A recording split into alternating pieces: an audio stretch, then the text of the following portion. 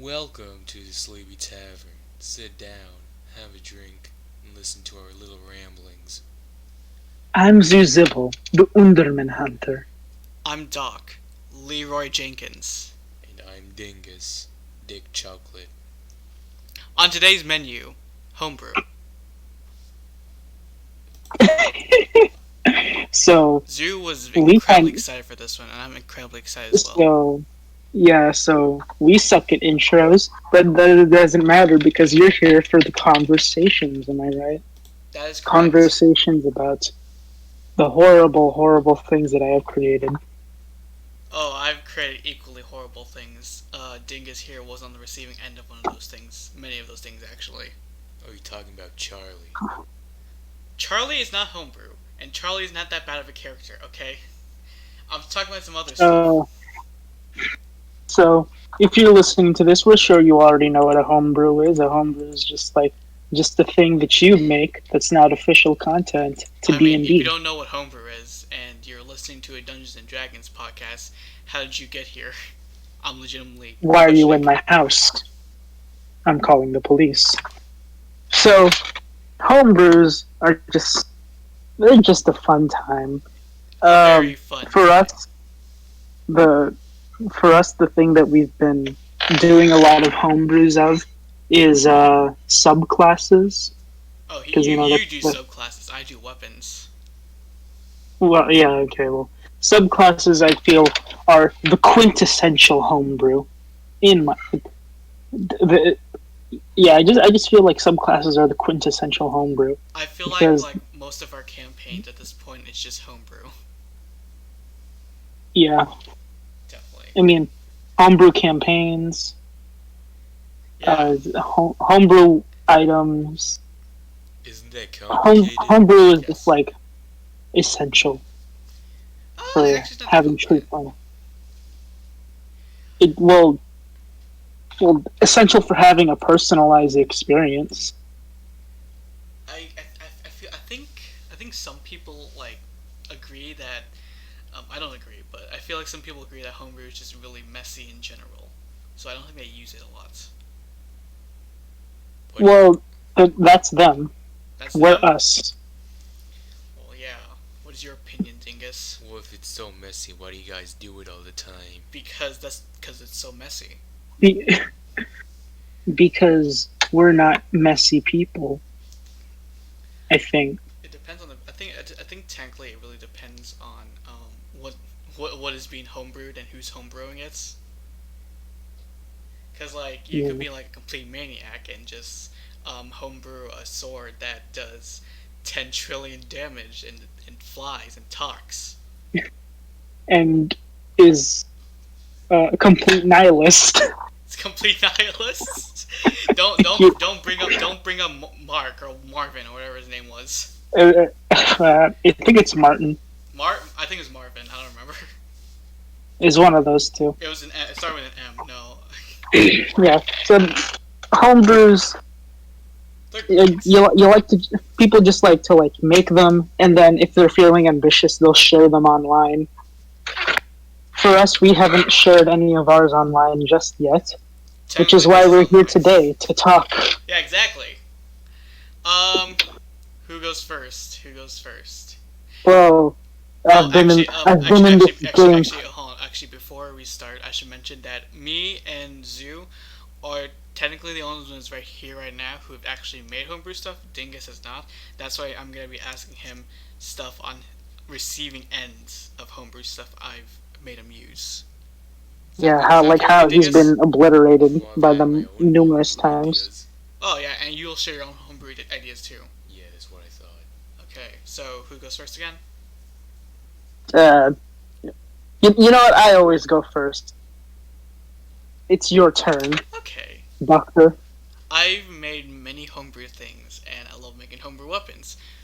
I have one of my campaigns right now is completely homebrew, technically.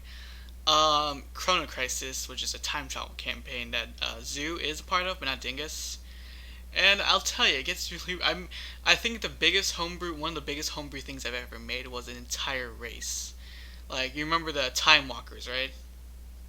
Oh yeah. Time walkers. Yeah, I actually had to ask you some stuff about that too, about how to balance that. And also Druid Circle, like a Druid Circle of the Ages thing. And Which is this is a good Druid time. Circle for time magic. Hey, it's a time travel based campaign. Okay, so I'm gonna have to make time based stuff. Okay. Yeah. No, I find it a bit horseshit that there's not chronomancy among one of the or like the baseline schools of magic in D&D. Oh, They didn't put chronomancy in there. and the Mm-mm. official thing, and that, and yeah, actually, I find that bullshit Yeah, too. yeah. Like, chronomancy isn't like it's you have to homebrew your own chronomancy, which maybe I get it. And you're like, time travel is messy. I did definitely steal like a lot of. I stole a bunch of spells from the chronomancy stuff I found online and put it in the Druid Circle. So Fucking thief. you shut up. Yeah, my biggest dream would be to like get like find all like um these cool concepts and like work together and then send our ideas over to like the D&D team, like the official D&D team, and just be like, hey, maybe consider it, and then 5 years eventually they later. do consider it. Yeah, so like you've made the Druid Circle of the Ages, and then you sent before you found a homebrew of School of Chronomancy Wizard. Yeah, I stole a bunch of Like, spells from there. what if we contacted the person who made the Chronomancy Wizard, and then we teamed up to make some ultimate time travel subclasses, and then we send it over to the D&D team and be like, hey, please. Look, the Circle of the Ages was like the Circle of the Ages was all based on like how stuff like ages and evolves and stuff. I wasn't gonna call the Circle of Evolution or anything because that's not how it works. But I was originally gonna call it Circle of the Clocks, but you convinced me to change it to Ages because it sounded more. Yeah, nature. because clocks does not sound nature-like. Well, okay, I agree with you with that, but I still say Druid's Circle of the Clocks sounded cool. I'm just saying. But yeah, I do agree that Aegis does sound a lot more natural based. What do you think, Dingus? Okay, I just couldn't get over the fact that you said circle of clocks. Look, shut up, okay? Circle of cocks. We do not talk about Bukaki here. No. So no chicken? Damn. Zuzibble's like hiding 50 notes of Bukaki, and he's assumed that he's not gonna use it. Don't give him away like that. Hey, don't call me out like that. Starts deleting tabs. One of the other homebrew stuff I've made was Dingus has been on the receiving end on it. Was Divine Hands, which are like weapons and other cool stuff that my players use for their Lost Mines campaign that I've made for them that's important to their journey. And well, I'm gonna talk about Dingus's for a second here because it's definitely one of the most not chaotic, I wouldn't say, but the weirdest one. Do you want to talk about it, or should I talk about it? You. You could chime in if you want every once in a while. So a bunch of the weapons are based off Norse gods, and if you read Magnus Chase, I'm not sure how many of you have. Well, you would know a couple of them. One of them was the god Vidar, the Norse god of vengeance and retribution. And guess what he has? A giant boot. I gave Dingus a giant left. It was left, right? Left. I gave him a giant left boot that changes size. And this has led to many very interesting scenarios. So okay, tell him some scenarios that happens. Oh yeah, I remember like I was trying to help one of my party members get down in someone's DMs, but she like refused, and I got real petty, so I like kicked like the biggest sand wave in front of an entire beach. Asshole. Talk Jerk about bag. the situation in Alfheim. Wasn't even there, but jerk bag. Well, in Alfheim, I think like I kicked someone through a wall, if I recall correctly. No, that was somewhere else, Vanaheim. No, okay. Remember, you were breaking into a house, and then you got caught because you were Oh wearing shit! you were caught wearing a giant boot, which really did not help your stealth. How do I haul ass? What? How do I haul ass in that thing? I have no idea, honestly. That's why I made it so you're able to conceal it now. The thing about Homebrew is I don't really think ahead of time, so I had to make edits when we go along. It's not your proudest moment, to be honest. And seeing that you're rogue, I don't know why I gave you giant boots. I didn't think that through. My favorite homebrew I think I gave somebody was well, my player Cry, we'll call her that. Yeah, Cry. I think we mentioned her before, right? Zoo. I think yeah. I don't remember. I think. I think we've mentioned her at least once. I gave her something called the Crush Bow, which is a bow from the goddess of love, Freya, and it's called Crush Bow for many reasons. I think Danable, you've been on the receiving end of that one too, right? No. Yes, you have. Have I? She hit you over the head with it. Oh, she hit me over the head with it. I thought she shot me. No, that was Osiris.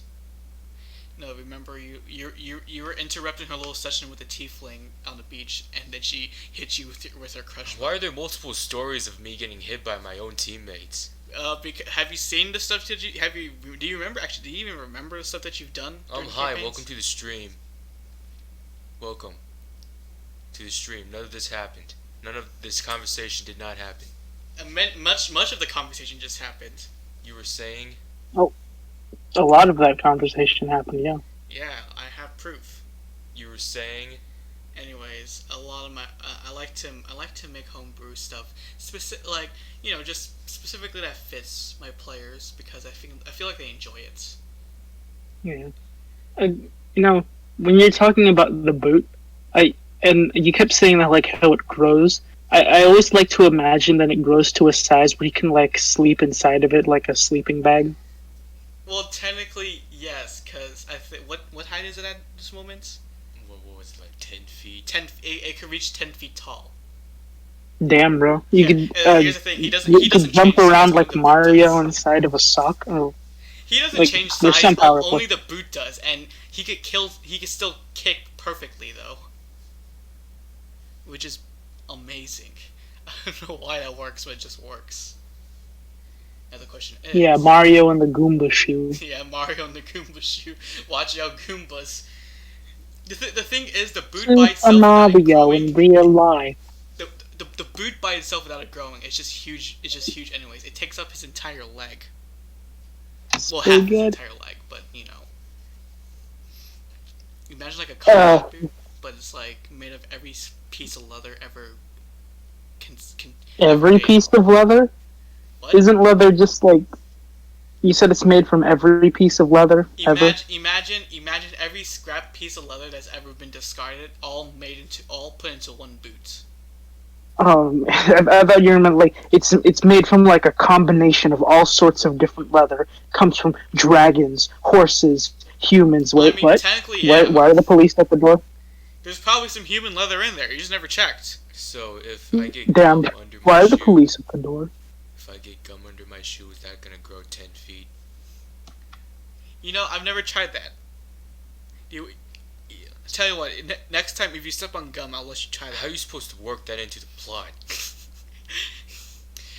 Danville, you're in Valhalla, and when you find low in there, you really step on gum, and 2 hours later you're fighting Valkyries and stuff.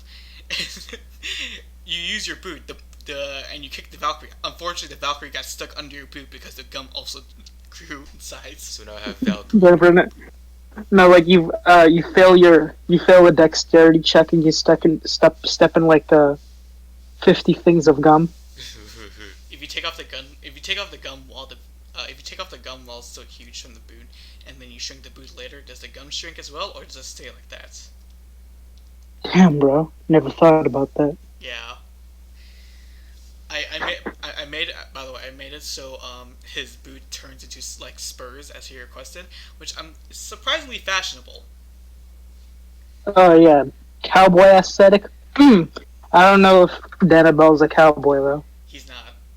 I don't think he is. Well, then You, never mind. It's not a good no. aesthetic. Horrible choice. I mean, you've seen his Should have given him. character. What it looks like. Should have given him like thigh-high stilettos or something, or heel boots. I don't know what the hell they're called. I don't know either. I just call them The ones where like it's laces all the way up to the thigh. Oh, those. I don't know. Something like that. For some reason, I thought they're called lace high boots, but it doesn't make any sense. And Lace. let's call them thigh highs or something. I don't remember. Yeah, sure. Yeah. I mean, your boot is basically a thigh high, which is like one boot. It's alright. Wait, 10 feet? Nah, bro. That's like not even forehead high. No. It grows up to 10 feet. The base of the boot just like engulfs like half his leg or something. Damn, bro. I know. Yeah, that boot that has caused us so much trouble. A lot of trouble. Give him the DOS boot. My favorite really is the crush boat because it's just so amazing how much thought I put into it. So like I haven't actually seen it because I wasn't there for the session, but I imagine the crush bow. It's a play on like crossbow and crush. It is, as in like a romantic crush because like the gods of love and the other you and your mythology. And the other reason is it doesn't do piercing damage like normal crossbows. Whoa! It does bludgeoning damage because it can cave in your rib cage. Just like real romance. Just like it crushes your heart. Damn, bro, that hit deep. I know. Did I crush your heart? Yeah, so yes, I did, figuratively and literally. So, with your your divine arms, divine arms, hands, divine hands. Yeah. Doc did this thing where it's like you start at like a certain level with the divine hand, and then like as you use it more, you level up with it. So it's like you keep the divine hand with you for a long time, and you'll get more surprises. The thing is, he's a goddamn thief. I did it first, fool, with my imperial arms. Look.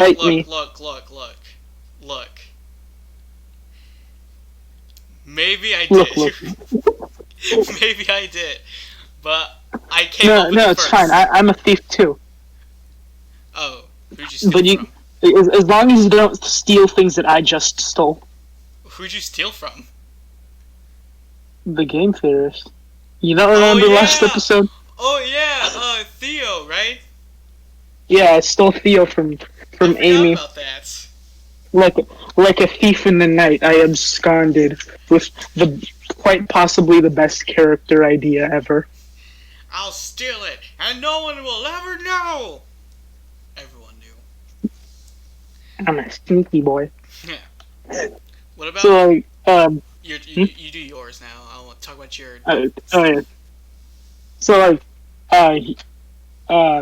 Doc stole, well, I mean, yeah, he didn't actually. He stole the concept, but like he made it his own. But like, I didn't. I made my own for my homebrew campaign, Circle of Fire. The weapons are called Imperial Arms, and I never told you guys this, but I got the name from an anime. What? Imperial Arm. Yeah, it's from an anime that I watched like in middle school or something. It's called Akame ga Kill. Oh, I don't even know what that is. Well, I've heard of it. You've heard of it? Yeah. So basically, in Akame ga Kill, the monsters are called danger beasts because I guess they can't call them monsters for some reason. But it's the same idea when you the Imperial Arms were shut up. I'm not a weeb. You're a weeb. Lynn just responded in our comment section. You're a weeb. Called me a weeb. She called me a weeb. Yeah, okay, whatever. so in a Kame ga Kill, like they made the Imperial arms from danger beasts. I mean, in Japanese they were called something different. They were called Tengu. I don't know if that directly translates Ooh, to I feel like I've heard Tengu somewhere. yeah. I don't know if that's if Tengu directly translates to Imperial arms. It probably doesn't. It probably means something else, and I'm just forgetting like a pure idiot. But Tengu. Tengu. So I sold the concept of creating a weapon from a monster and that item being very, very powerful. I made my own with like the items have like different power levels. So like there's like standard Imperial arms and there's like very, very powerful Imperial arms depending on what you made the item from. No, Tengu. Tengu. No, not Tengu. Newt. Get this penguin out of here, before I melt his ice cups. Stop saying Newt. I'd like to mention that this is basically a podcast. Send Newts. Send Newts. I'd like to That's mention going in the title now. this is like a podcast, so we could basically say we could basically Yeah, we could do whatever we want. We're cool kids. Yeah. We could claim that Blinn is saying anything in the chat right now. We could talk about why politics. are you threatening me? Oh my god. I Why are you don't want to do racially charged politics. But slurs in the chat? Why What? is there hentai here? Oh wait, racial no, slurs? your Oh mom. no. I'm sorry. No racial slurs. Too. Whoa! Lynn's being racist in the chat? Why is there hentai here? Oh wait, that's normal. Never mind. Damn, why is that so big? I mean, what? I'm sorry. I'm sorry. What? You said you stop. Low blowjobs. Low blow. Fuck off. We're It's not cool. not even talking about the homebrew. I forgot Okay, where we were now. so I know. So the Imperial arms, it damn. I'll throw newts. Square up, circle down, triangle left. Chest racked. So with the Imperial arms, depending on the part of the monster that you make the item from, it can become very powerful or like average. So like, for example, so far I've introduced 2 items that are made from dragons. Yeah, one is mine.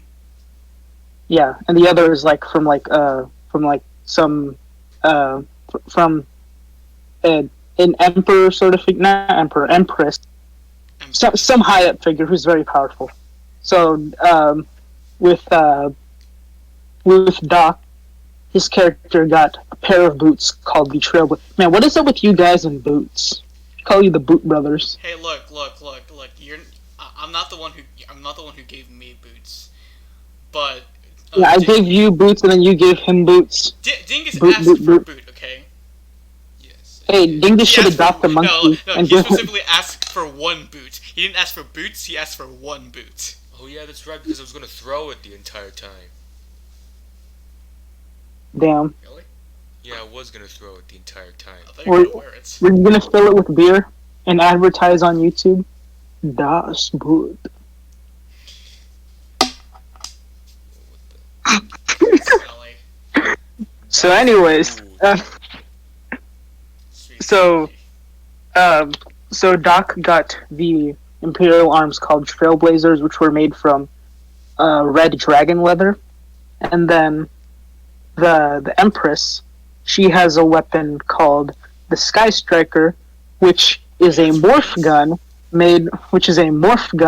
made from the lungs of a blue dragon. Wait, that's right. So- I forgot about that. Yeah, she explained. She even explained it too. She has a gun, a morph gun, which has the lungs of a blue dragon. So I discovered like these are 2 very different things. Like leather, it's just like skin. Sure, it's very strong, but it's not like innately the most powerful part of a dragon. but the most powerful part of the dragon is their lung, whatever like magic organ they use to produce their elemental breath. The So thing, I imagine that lungs would be very powerful. they would be. Yeah. So that's why so with my system, Imperial arms are ranked on a scale from 1 to 10, 1 being the weakest, although they're still very strong, but 1s are the weakest, 5s are the strongest. So the Trailblazers, which again are made from red dragon leather, are 1, while Sky Striker, made from the blue dragon lungs, is a 5. So you can see like there's a very big difference because like they're very powerful. They're two different items, or made from two different things. Yeah. So they have like different powers. I think we could both agree though. I think we could both agree though that like we're really good at naming our stuff, right? Yeah, it's the Sky Striker, Trailblazers. Another character which is played by Sun Sazi is a little goblin with guns. So I decided, hey, I'll give her another gun called the Mind Blower, which it's not. I haven't revealed it at all, and it's not like that. It's going to be like a big spoiler or anything because I don't plan on it being a big spoiler. But the item is made from a Nothic. I don't know how to pronounce it. A Nothic's eye, and Nothics are like some like aberrations who are like very like they're something to do with knowledge. So I called the gun the Mind Blower.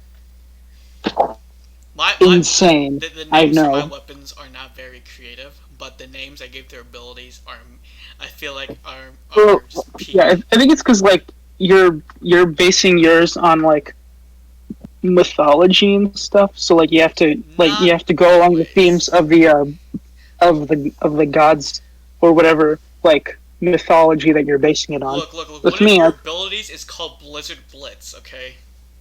Yeah, it's just Blizzard Blitz. Exactly. One of Dingus's abilities for the boot is called Vengeance, and that's not even a word. Sorry, I spaced out. Did you say Revengeance?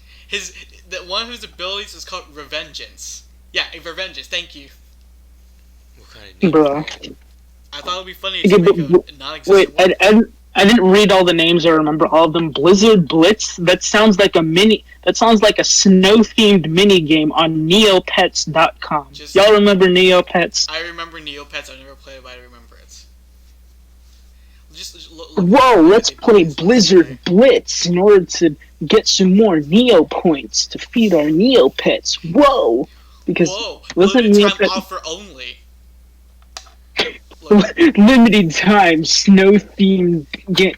Was it Neopets was Neopets made in like the 80s, 90s? Fuck if I know, dude. It was probably in 2000. Because that's why I'm doing the voice. Whoa, radical, am I right? Whoa, radical. Yeah, I know we weren't. Bodacious. I know we weren't born yet, but like you know, things can exist before us, you know. Yeah, like air. But how do you explain George Washington? Air didn't exist. How do you explain Abraham Lincoln? Conspiracy. The Gothic era never existed. Did you hear about the emo who got a butt transplant? They got thick. Oh, shut up. Damn, bro, I hate all of you. Wait, you didn't know it was called Blizzard Blitz? I sent you like your stats. No, yeah, I know, but I didn't memorize all the names of the abilities. That was the one I was most proud Blizzard Blitz. Okay. We're not here to be mean. What is that supposed to be? Let's move on from our weapons. Yes. Because we've made plenty of weapons, but the thing that I personally love the most is subclasses, and actually, I'll let you take the lead on this and actually, I'm in the process of making some full-on classes. There's 3 of them. One I've already made, but after realizing that I'm a newbie and I and I need to think more.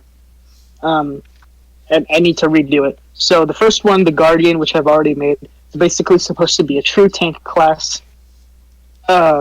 Second one is the Shaman, which I'm planning on being like shut up. That's why it's a process. It's not, the process isn't done yet. Lynn, come on. there's the Guardian, which is supposed to be a true tank class. There's the Shaman, which is supposed to be a charisma casting class, a charisma caster that communes with spirits and souls and all that crap. And then another one, the Witch, which Lynn was actually pretty excited for when I decided that I was going to plan on doing it. We've made a bunch of covens for the. Well, we made a bunch of names for the covens that we're gonna make for the Witch. I actually don't know what they are. I've already planned things for the Shaman on my own. I'm gonna call them links, or was it links or bonds? One of those, because like bonds. because like the Shaman has to bond with their spirits or whatever. I don't know. Yes. Yeah, bondage. And then the Guardian, which I couldn't really think of anything. So at first I was like, maybe I should call it like maybe their thing is they're calling their like subclasses their vows, because they're vowing to protect the innocent or whatever. But then I realized it sounds really similar to Paladin, and Paladin is one of the closest things to a tank that we have. So I don't know. I'll figure something out. Basically ripped off Paladin.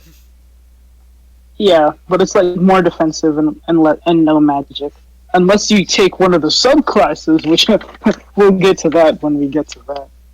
Maybe in a future episode where I only talk about the classes.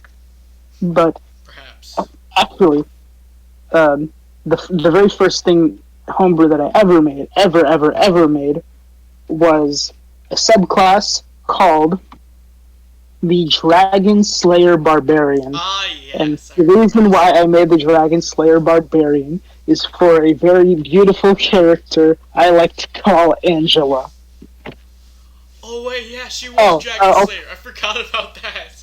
Yeah, she's a Dragon Slayer Barbarian, bruh. Mama Angela was a Dragon Slayer. She's a Dragon Slayer, yeah, but like to further drive that idea home, I made the subclass for her. And again, this is like my very first one, so now that a year later I'm realizing, wow, I kind of suck at homebrewing. I need to redo these. I'm gonna plan on like redoing it again. Basically, the idea. The thing was, I sort of, kind of, not really ripped my idea of Dragon Slayer from Fairy Tail. And the thing is, like, my ideology with like basing with like homebrews and character creation and all that stuff is it's okay to like create a character or idea based on another thing, but rip it directly and also to like straight up call it that thing kind of annoys me. Like I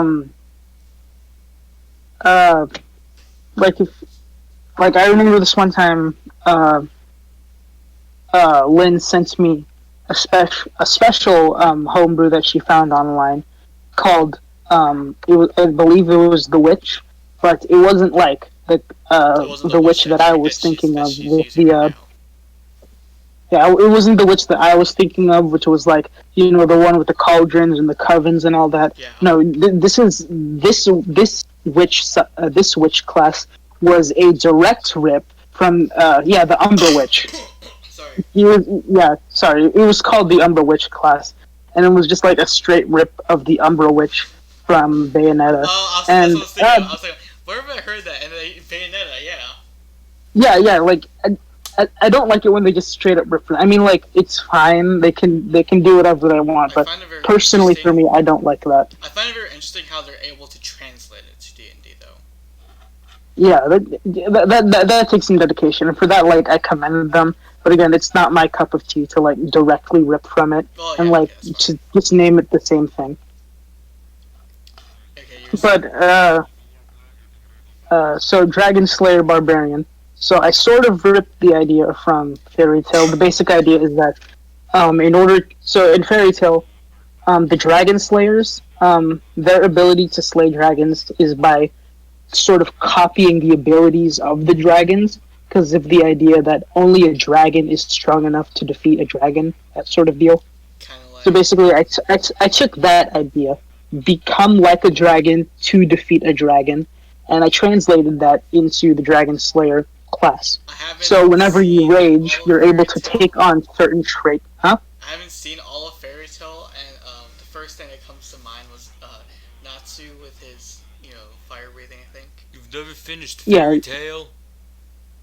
Yeah. I haven't either, but you know what? Who Wasn't cares? that the first ever anime you ever watched?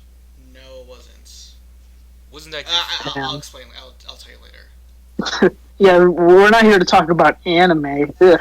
Anime, bunch of weebs. Says you. Mm. so about our Sailor Moon Yeah, campaign? yeah, no, says me, the guy who's ripping from anime. Yeah, But it's about our Sailor Moon campaign. yeah, yeah. So my idea with the Dragon Slayer Barbarian, every time you rage, you take on you're able to choose a different trait from the dragon. Like you can choose to you can choose to have dragon claws. So you can do some claw attack. You can choose to breathe dragon fire. You can choose to have wings. You can choose to have scaly skin to protect yourself. Stuff like that. That And then makes like sense. as you level up as a barbarian, there's points where like you can keep those certain traits even when you're not raging. So like before you could only get wings when you rage. Now you can have the wings permanently if you wanted to. That sounds awesome. So that's my idea with the Dragon Slayer. However, in Fairy Tale, Dragon Slayers and the way they operate, become like a dragon to defeat the dragon. That sort of translates into a bunch of other different slayers in the Fairy Tale universe, such as God Slayers, Demon Slayers, stuff like that. So, like Demon Slayer, you become like a demon in order to defeat a demon. God Slayer, become like a god to defeat a god. Crap like that. So that's why I decided to make two other subclasses Oh. that are sort of in that same vein. I was gonna do four and like make a Monster Slayer Oh. fighter, but then I realized that there's already a Monster Hunter fighter, so it's fine. When you're talking when you talk about raging and like the Dragon Slayer thing, I thought you were gonna say is like it works like the Wild Soul Barbarian, where you roll a D8 and you get your No. random kind of like a effect. No, you can choose whichever one because like Wild Soul, that it's wild. I know. It's wild. So that with wild you gotta be random, Okay, like that how makes with the sense. wild magic. Yeah. So the two subclasses that I wanted to make in tandem with the Dragon Slayer Barbarian were the Demon Slayer Paladin, and this is sort of like just like building off of when I also made the Guardian, the Giant Slayer Guardian. So like after I made the Guardian and I made the Dragon Slayer Barbarian, I was like, maybe Giant Slayer Guardian. And I did some things. I did some horrible things. I ripped from another anime. The Giant Slayer Barbarian can become giant because become the thing in order to kill the thing. Beat the thing. Yeah. So yeah, you become a giant. But guess what? That's what they spoilers. Like skip like 1 minute later. Spoilers. That's what they do in That's what they do in Attack on Titan. I became the Titan. At some point, they gain the ability to turn into a Titan in order to defeat the Titans. So now, like the Giant Slayer Guardian is like a stupid Attack on Titan ripoff. Become Karen to defeat Karen. Yes.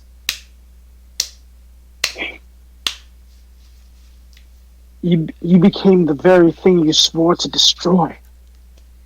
That's a big oof. That's a big oof right there, dude. I don't know what to tell you. So, Dragon Slayer Barbarian and the Guardian are my very, very first homebrews. And then from there, I went batshit crazy. After that, I made a plant race called the Obnitors, and I made like 10 different sub races. There's the Elderwoods, which are tree people. Dune walkers. There's the Dune Walkers, which are cactus people. Creep Yes, lashes. I used the Dune Walker for Pico, the drunk cactus man. There's damn, bro, I'm forgetting their names. The Creeper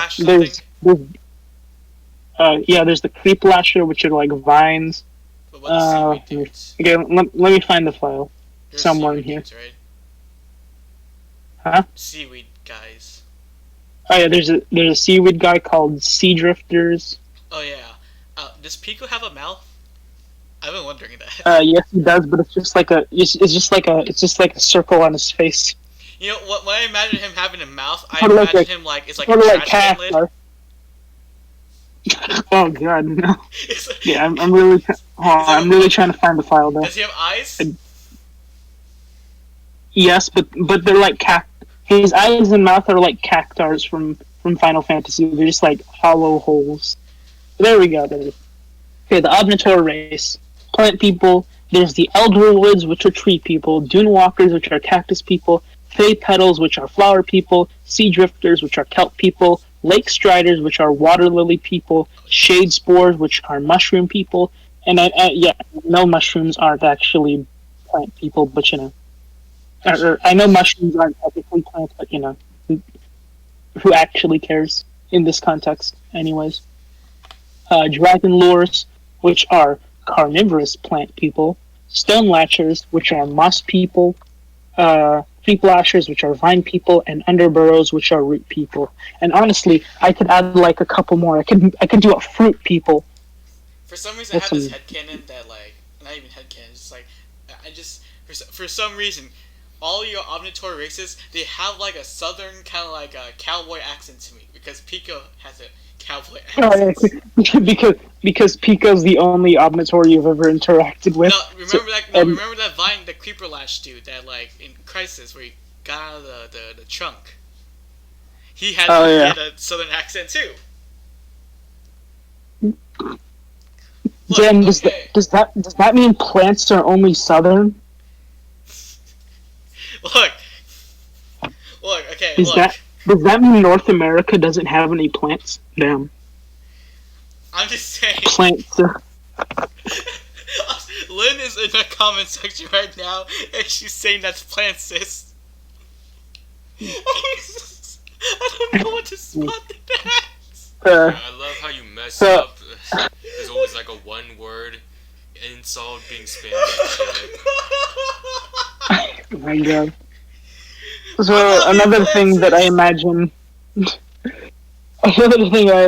with the Omnitors is that they're plants, and plants don't actually have genders. Reproductively speaking, yeah, they have genders because like there's the I don't know plant terminology, so I don't know, but like plants can act as both a male or female in a situation. Where like one plant passes on like their seed or their spores or their pollen to another plant, and that plant takes it in and then creates the seeds. Or I don't know. Oh, like a sponge. I'm not. Yeah, like I'm not. No, it takes in those things and then creates the new seed by combining the DNA it got from the pollen or whatever. Like a sponge. I don't know, but basically my idea was for the Omnitors is that like they have quote unquote eggs, which are just giant seeds, and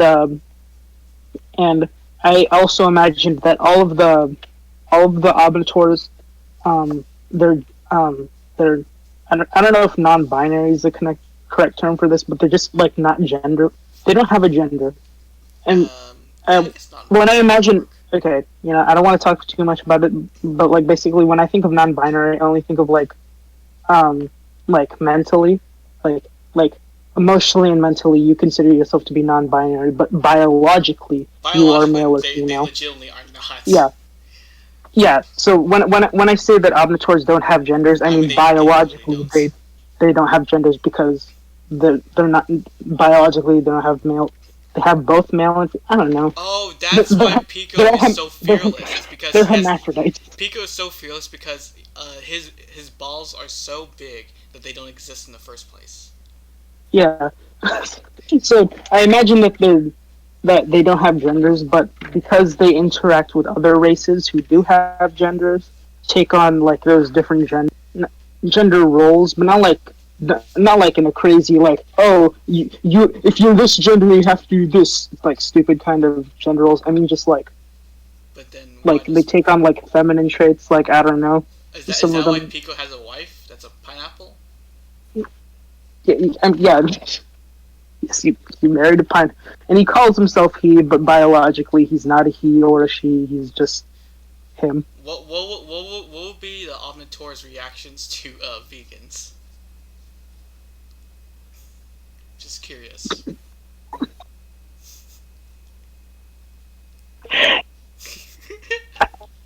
Oh, What? you just walk up to a vegan. I just imagine they like walk up to a vegan. They're like eating some avocado toast, and then Pico's like no and slaps it out of their hand. It walks away with no further words.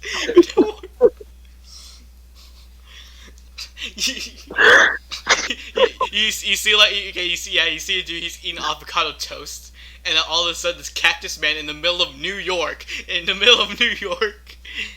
he's coming up to you and then he says no no No, and then he proceeds to beat the ever living shit out of the vegan. He pins you down. He pins your shirt down. He pins you by the shirt down onto the table and leaves you there by using his spines. And he walks But away. you know that is a good point though. If vegans find out that plants can, if it's discovered that plants are sentient or feel pain, then vegans got no excuse now. Because like the whole thing with vegans is like, oh, you gotta eat plants because if you eat animals then you're hurting them and you don't want to hurt the animals. But then like if plants feel pain, you got photosynthesize now. Your tricks don't work on me. Okay, look, real shit. I appreciate vegans. I just don't like those vegans. You know what I mean? Those like vegans. there's vegans and then there's those vegans. There's feminists and there's those feminists. You know what I mean? I do understand what you mean. Yes, I don't think we need But to explain further. Why are we talking about politics? Let's go back. I don't think we need to not explain politics. further. Social issues. Let's go back to homebrew. So I don't. Actually, how about we let Dingus talk about his homebrew ideas for right now. Yeah, those dungeon masters. There's dungeon masters, then there's those dungeon masters. Dingus, why don't you tell them about some of your homebrew stuff? Every single campaign idea I've ever made is 100% homebrew. The cowboy thing? Yeah, even the cowboy thing. Cowboy thing? Zoo, you don't know I don't think you know about this one, but he made a cowboy campaign. Damn, bro. I didn't put it in action yet. No, he wrote it, but he hasn't put it into action at all yet. Okay. I was planning on having this eye patch that if you put it on, that actually gives you more vision. What? So that what? It's a special Demo man be like. It gives you more vision, so that during a gunfight you could shoot better, and it gives you more vision because it's an eye patch. Is that why Nick Fury is such a good shot? Yes. Oh my god. Wait, hold on. Did somebody say guns? Gun? Well, you And said that brings me gun. to my. The first thing I went to was Nick Fury. Did somebody say guns? Gun? Anything else? Oh, yes, the hotel idea. Oh yeah, the hotel. I forgot about it. Because I was Hotel murder mystery? Sort of. trivia wasn't party? mystery. Not murder mystery, but it was like Basically, the entire plot is that you have to go over there. You have to stay there for an Yeah, entire Hotel Mario. Hotel Mario. yeah, you had to stay there for like an entire month Until New Year's Eve. yeah, up until New Year's Eve. And that because that's where the climax happens. Yes. He like Super Mario in during real Dingus' life. I's vacation to the Philippines, he asked me to make invitation cards from index cards, and to give it out to players who would be playing. It would be like a proper like literal invitation to Doomsday. I was actually excited for that one actually. I know. Maybe I'll go back and You maybe are I'll actually doomed. work on that one first. I like the idea because it does sound awesome. If it doesn't work out, it could be just like a short, like one shot maybe. Yeah, I like the idea of it being claustrophobic. What about that? Yeah. There was one that we talked about, and I actually really liked. Yeah, my hentai campaign. Not You're what? what? That wasn't what I was gonna talk about. Have you heard of Hentai Planet? Yes, I've heard of Hentai Planet. No, I mean my campaign. I'm kidding. I'm kidding. We both stared at each other. No, I don't know what is Hentai Planet. I was Some it octopus was my character. idea for a campaign. Have a Hentai moon flare. And Or illicit. on Hentai Planet, if you're attractive, then you're automatically more valuable than people who are unattractive. And my idea was that I wanted to have this narrative about how people. I wanted to have this narrative that about like how Like a political system or something. yeah, kind of like a political Oh, commentary. politics. Also a commentary on promiscuity as a whole. Because the way I view, sex in general is that it makes you happy for like just a little bit Okay. until what? Sorry. Can I just? No, you go. Go ahead. I'll say it after. Because the way I view sex is that it only makes you happy for a little while until you go back to being whatever mood you were in the past. So I wanted to build a narrative around that, and like there will be like a character who's like totally desensitized to promiscuity. I think a good character to do that for in terms of that of sex would be a prostitute maybe. No, I mean yeah, maybe. Can I just say something right now? Zuzo and I, we come up with like campaigns because stupid shit that we come up with. The stuff I've heard from my brother Dingus is like really deep, and I'm kind of confused because he's younger than us. Oh, I'm sorry. Wait, No, what? Well, It's fine. because the thing is, like, I like deep ideas too, and like I'm trying to sort of do that with like Circle of Fire. With like, again, I've told you before, there's racism in this. Certain races I are killed you last oppressed. time, didn't I? Hmm? I killed you last time. What? Remember? No, I killed Lo. Remember? Don't you Oh, remember yeah, dying? No one remembers dying. yeah. That what about that? Yeah, I was like the most serious that my campaign is gone because I think Cry actually cried. Oh yeah. She did. We do still need to work on like Yes. like role playing in general. So we like I'm surprised how deep that Yeah. got since it was about honestly, violence. sometimes we meme too much and make serious moments not as serious. So again, we need to work on that. Like, Oh, you know. wait, there was one more that I wanted to talk about from Dingus's campaign, and that was one that I think we pitched, but we never got a response back. It was, remember the human body one? Oh yeah, the human body. Your entire party is stuck inside a body, and you have to work together to control this body through a campaign. And it's only like oh my god. Not Vor. No, look. What I loved about it is it forces the players to actually agree and work together because you don't see that a lot in campaigns, and I thought it'd be a good idea. I still think it is a good idea. Yeah, I still think it's because it's my idea. Look. Okay, look. Right now, think of any campaigns we have where everyone agreed on the same thing, and it worked out well. That one, you mean Yulin? Let's go to the dick.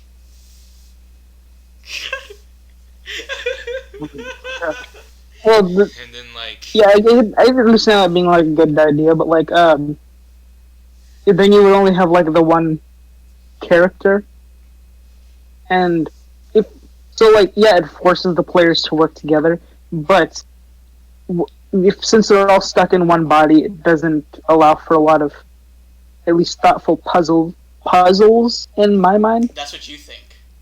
Because are they controlling the individual body parts, or are they all just making decisions together on what the entire body should do? I think we'd agreed that like they all had to make the same decision for what the body has to do, right? yes. Well, yeah, okay. Well, if that's the case, then it's just like then like they're all controlling the one body together. It's not like they have individual things that they need to work on individually. If different people So it's just like they have to control that one character. Like that. Like, this is a very obscure movie. I'm not sure how obscure actually, but I remember it. There was a movie called, I think, Meet Dave. Sounds familiar. I don't remember. Is it Eddie Murphy who's in it? I don't remember. It was like a bunch of tiny people piloting a gigantic, like a robot that's the size of a normal human. Okay. And they control different parts of the body. I think that's how I imagine how it will work out. Right?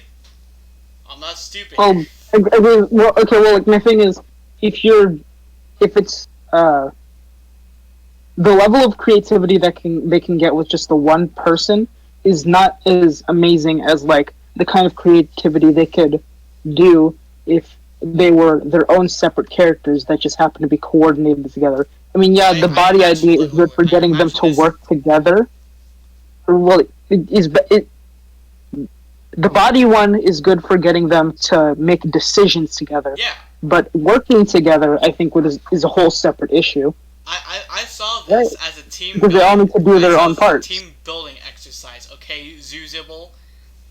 Team building yes, that's what I'm saying. I know. Yes, it's a good team building exercise, but it doesn't allow for good team. I almost called you by your actual name. You know, individual person. I can only see this working, right? If it was like a one shot that we keep bringing up from time to time, like if they have an argument in a previous campaign, we've like had to force them together. We had to force them in there. Yeah, like a together shirt. It's their get along shirts. I want to implement an idea. I'm pitching this out to our president, our club president, right now. I'm just saying. Get along. Oh yeah, and I did have this idea that was very special. What? It's the I forgot. Oh, it's called the Forever campaign. That's the name. Oh yeah. So basically, my idea is that so I heard about this campaign that's been going on for 30 years. Yeah. And what I wanted to do was that I wanted to make a campaign specifically designed in such a way that it could go on for as long as we want, and the main purpose is not to just, to be a fun campaign, but to keep us together over all these years. Have you ever seen the movie Tag, or like heard that story about the game of tag that's been going on for 40 years? It's like that. That's it. Its purpose is like to keep us all together, Could you imagine we ring up Zoozibble at 9:30 in the morning when he's 75? Yo, you coming to that campaign today? Who the hell? It's Dingus. Oh, what do you want? The campaign's in 5 minutes. 5 minutes? He texts you on like the future version of Discord. He's like, 9:30 campaign nearest nursing home. At your funeral. At my funeral. We legally have to bury our players in the campaign and in real life to send us off. No, I feel like that's a good idea too. Yeah, see? I'm better at having a campaign at someone's funeral. No, not that. No, I'm talking about like a thing we all do together. That's still plausible. Well, yeah, I mean, like, we're still going to be continuing our campaigns online and crap, right? Yeah, so I know. Even I'm just saying, the idea of like a campaign that goes on for a long time. Specifically, specifically to keep us together, right? Yeah, specifically, I wanted to like add in like not just a regular campaign that's pulled from a D&D book, but like a campaign specifically designed around inside jokes and life experiences that the entire group has had. Like Leroy Jenkins. Yes, exactly. I'm kidding. Like labor? What? No. Did you say labor? I didn't say labor. That's your job. What? Well, that was what you're hiring, at least. Slave labor. A campaign based on labor. Exploiting slave labor.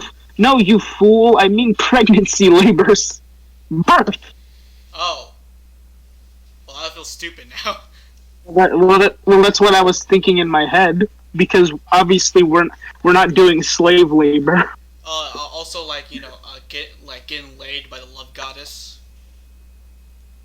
Going down some divine, you know what? The divine hands job.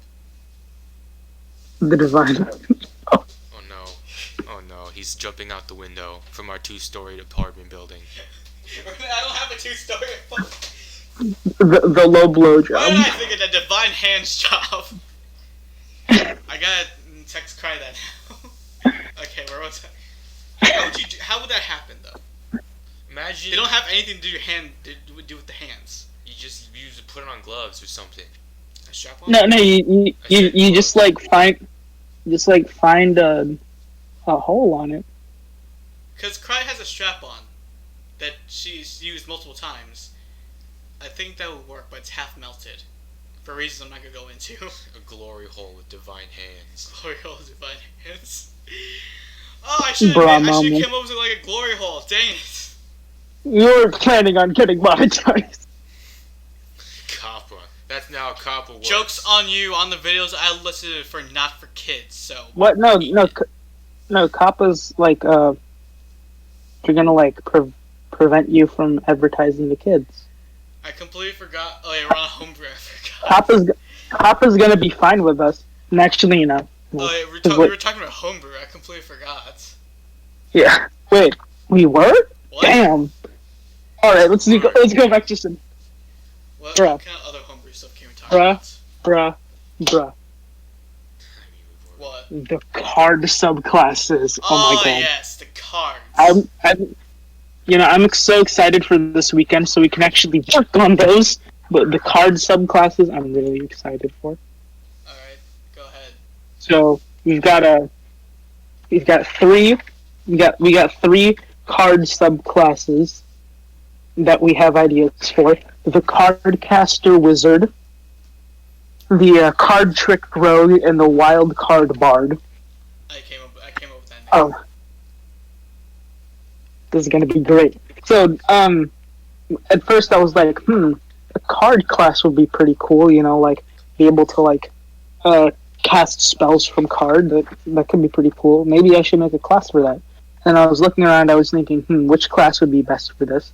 At first, I was just gonna make like one big class where it's just like one big subclass where it's just like a sorcerer who uses magic cards. They can throw the cards deal whatever, and do the spells. But then I realized that maybe the best idea for that would instead be to have one subclass for throwing the cards, another subclass for casting spells in the cards, and then at another point I was thinking, well, I also want wild card, because that would be pretty cool to name something. The wild cards could do yesterday.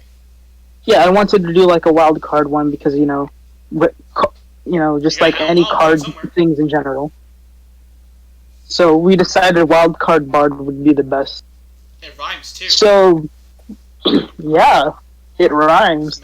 So, the cardcaster wizard, basically what they can do is they can put spells inside cards. According to my document, they're going to be called rune cards.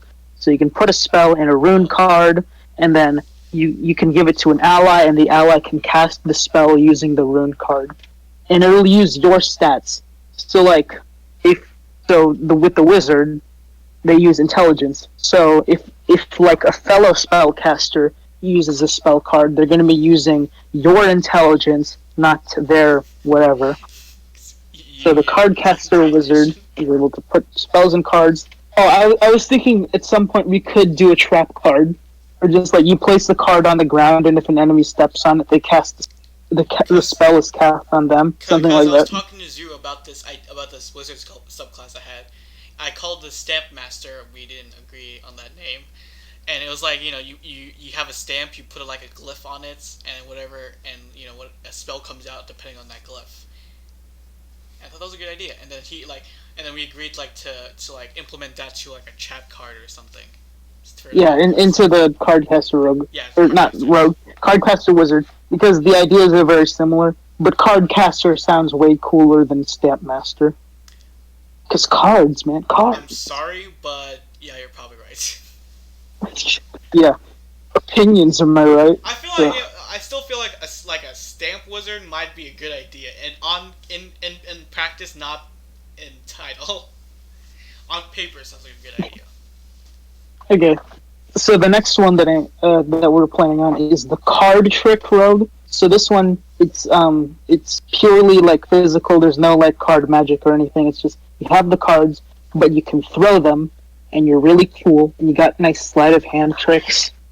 Because the rogues, they're very tricky people. Yes, so tricky giving them something very difficult. tricky like cards, it just makes sense. Totally makes sense. Yes. Yeah. And then the last one, the Wild Card Bard. In fact, I believe last night, or maybe the night before, I don't know, we talked about the randomization system. It was the night before, I think. Yeah. So basically, the idea is a deck of cards, a standard deck of playing cards, has 52 cards, and 2 jokers. It has 54 cards. 52 are the playing cards, and then 2 are jokers. And then obviously have like the suits, which are hearts, diamonds, clubs, and spades. Yes. And then you have the different symbols and numbers, which is the king, queen, jack, ace, 2, 3, 4, 5, all the way up to 10. So my idea was we assign so before that, the way the wild card bard works is every time you give somebody inspiration, they still get the dice, but when they use the inspiration die, then they also gain a random effect. So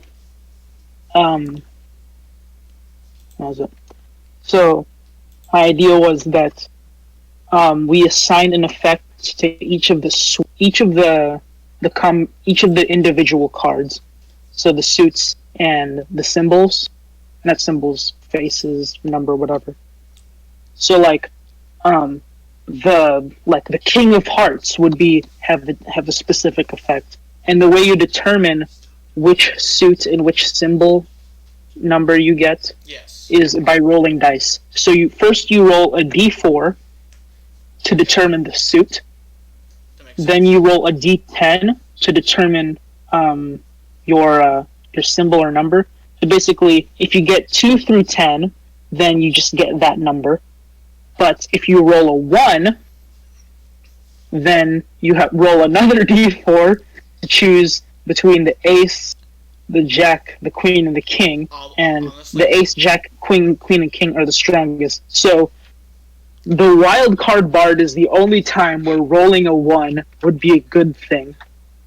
Only time where it'd be a good thing. To be honest, when I read like the stuff that you sent me about that, I got really confused for like a good 5 minutes, and then I had like reread it again. Yeah, and then you big brain bomb, and it's like, whoa! Now I know. Whoa. Gotta get back to the blocks, Jack in the box. Which shut up. Back to reality. Oh, there goes gravity. Something Eminem. Love Eminem. Anyways, so, and then like the idea was that each of the suites would represent like different things. So like, we haven't like fully confirmed. We have like our ideas. Yes. The hearts, they can either. Actually, let me look at our homebrew. It was healing and harming at the same time because I came. Yeah, hearts are healing and harming. Spades are movement, such as teleporting or just like running. Diamonds are social abilities, such as like being very charming or being able to physically transform. Yes. And clubs would be miscellaneous. You want to find something besides miscellaneous, so we'll see about that. So, but like basically hearts. If you roll a hearts, then you're basically guaranteed a healing or harming ability. Yeah. And then and then Um. you just roll the d10 to see what effect you get. Oh. Oh. Okay. I was a bit confused at how that worked for a second, but I think I Yeah, get it now. I think yeah. So, I think that's all we have sorry. time for today, right? Oh yeah. Well, Well, I think you've had enough to drink tonight, buddy. Why don't you go home? I'm Zuzibble, the fucking weeb. I'm Doc, the the death by zombie. I'm Dingus, possibly a communist. Goodbye. Goodbye. And don't worry, we'll put it on your tab.